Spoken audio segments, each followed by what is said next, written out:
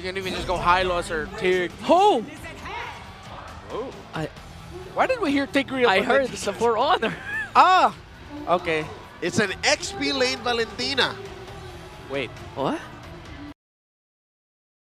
Some other scenes around the world, and even in our very own amateurs as well, XP lane Valentina is very valid, especially against a hero like Lucas. Yeah.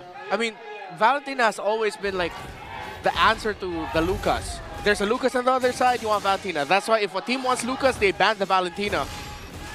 Aurora just decided to lean hard on it. It's like, we need a Valentina? Okay, put it in the EXP lane. Yeah, but you're giving Kekedot a lot of targets to work with that don't have Purify as well. As of now, you have 4 on your radar. I think Aurora just also want to go fast. Like, not a single Purify shows that they just want to keep going. No breaks. The game 1 concluded in 10 minutes and 19 seconds, and Aurora can match that again if an early snowball will ensue here for Demon Kite and the Domin Kite, the Kite brothers. So let's see.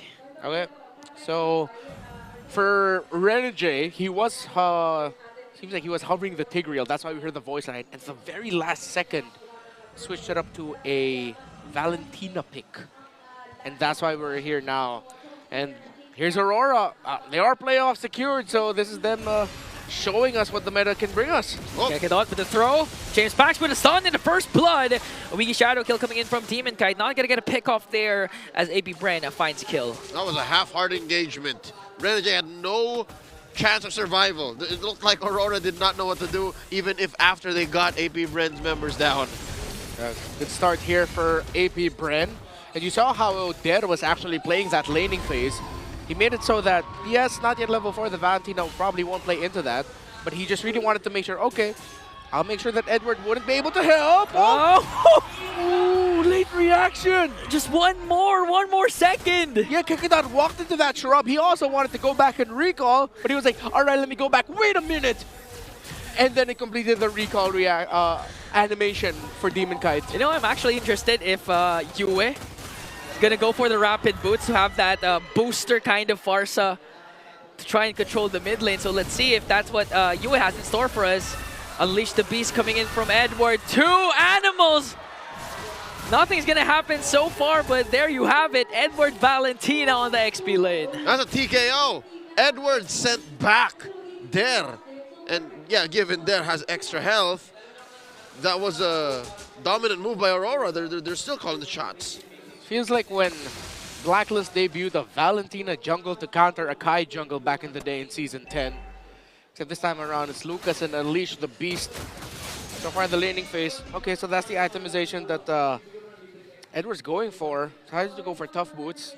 He knew he needed the crowd control time reduction, but then also going for leather jerkin so that he has a little bit more physical defense on him. Again. Oh! Fast. Oh. All right. Demon Kite playing with the range. Again, the build that Edward has right now, not just for this Valentina, but in general, is a symptom of the meta. Like, people just keep building these random casual defense items. Yeah. And even that's what Ben Things actually mentioned a while ago, but now they're targeting the Silent Kid. A beautiful initiation from the Northern Lights.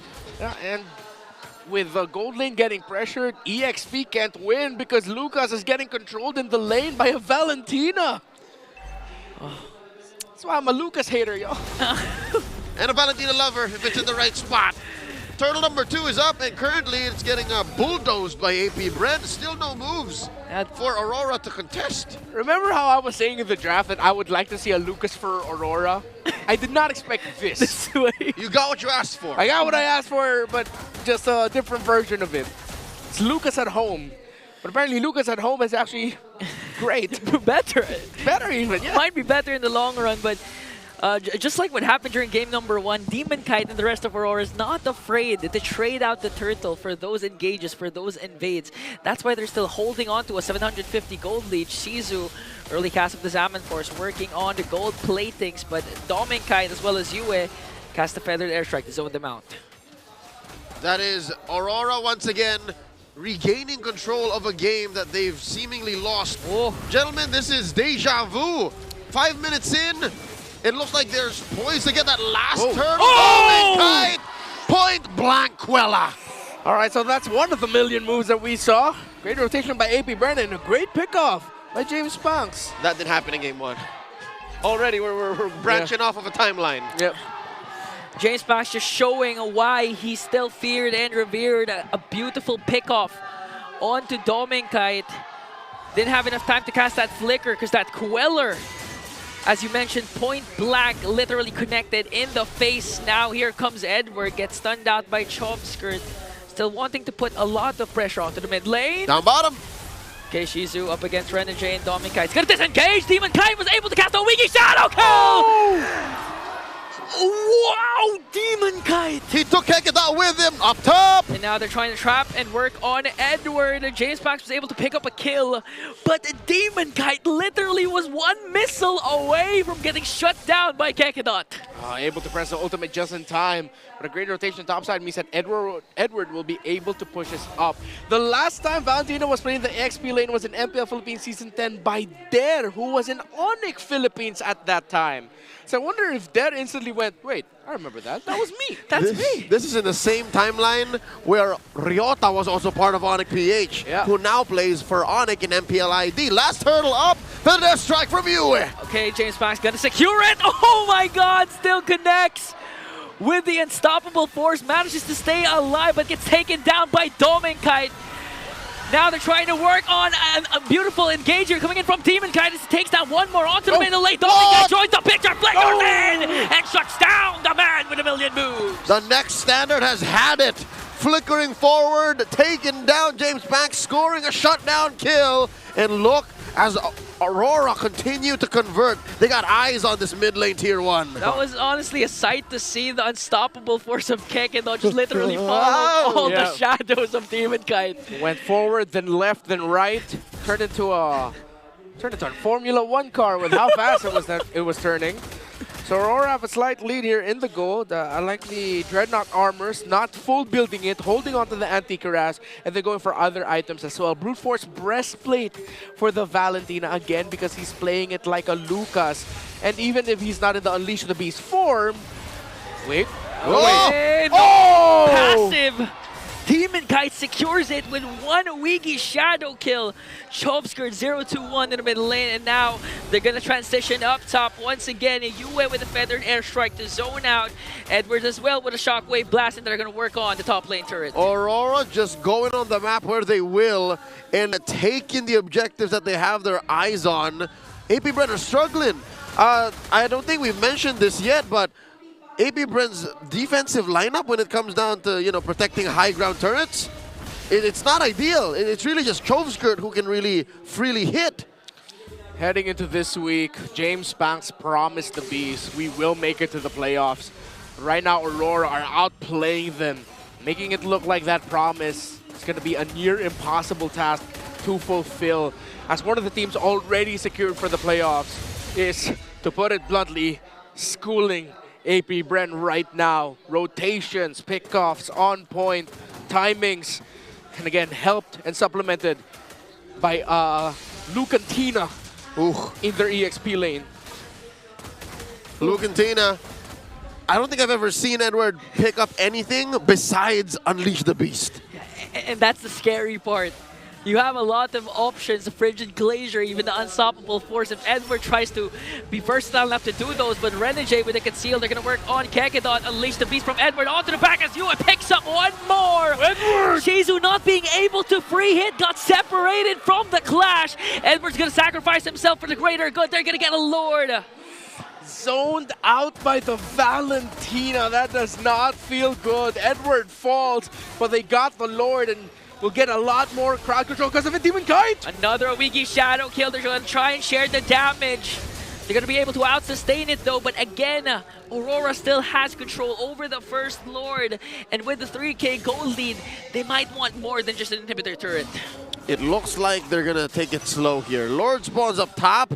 They're securing their jungle. They're securing their buffs. And the thing that's got to fall is mid lane tier 1. Like, not many big moves will happen if Aurora don't take down this tier 1 in mid. Now they're setting their eyes again on the mid lane. I think they're going to be able to do it though, because right now Apbr is going to be forced back to their own base. Demon Kite also working on the bottom lane, so all minion waves will eventually be pushing in at the same time. 10-minute sync. Aurora have it figured out. There's 2 more tier 2 standing, mid and bottom, and Apbr have to split their attention. Something's got to give here. I'm reckoning at least a couple holy shields are popping. Well, see. Maybe even Aurora can pop all of them. They can pressure top and mid first and then go for bottom a little bit later on. That's 2. Oh, it looks like, yes, it looks like it's going to be 3. They pop all the holy shields. There it is. So even the sub-objectives have gone. Bren are literally just holding on for dear life inside their base. So that's the 3. Get 3 holy shields for Aurora. Edward continuing to get the Unleash the Beast, and I'm just excited on what else can Edward be picking, because so far the Unleash the Beast has been phenomenal. We've seen Edward zoning out 5 members by himself, but that'll be it. You don't need anything else. Nope. That's it. That's all the ingredients you need to get cooking. Again, in the draft, I was saying Aurora would do very well with a Lucas on their side. They did it through cosplay, through a Valentina. And that's more than good enough, because after Unleash the Beast, he's already in close range. He can also deal like what? 1 quick or 2 quick bursts of magic damage before he eventually falls down. Maybe even maximize those dashes he has as a Valentina to get away. It's a fantastic pick. It's perfect. You know, one thing to work, Apbr needs to work on is the positioning, really, because prior to during the first Lord take, it seems like they were all separated. Specifically, Shizu wasn't in the picture when Edward was zoning them out. Fortunately, they were able to take down Edward, but they used up a lot of resources just to bring down a Valentine Exp lane. And that is according to plan for Aurora. They knew exactly what was going on, and Bren, they're still here thinking, was that efficient enough? Was that worth it? They can't even consider contesting for this Lord. Imagine what that feels like for James Panks, who, by the way, in Game 1, Demon Kite played one hell of a Suyo. Now here he is. He can't even split push. Look, top lane is slow pushing a fat, chubby red wave. Okay, Kick it out with a flicker. There's the throw. Plus the Frigid Glacier, but a killing spree coming in from Dominkai. They're trying to clap back by bringing down the Hitman, but there might be next on the chopping block. A beautiful ultimate coming in from Dominkai. Now James Panks already used up the Red Tree coming in from Demon Kite, working on you, but a stun! And a triple from the last Raider, the smiling demon, Demon Kite. Curse of Crow's doing work, and because of that, I think this is where we say, that's it!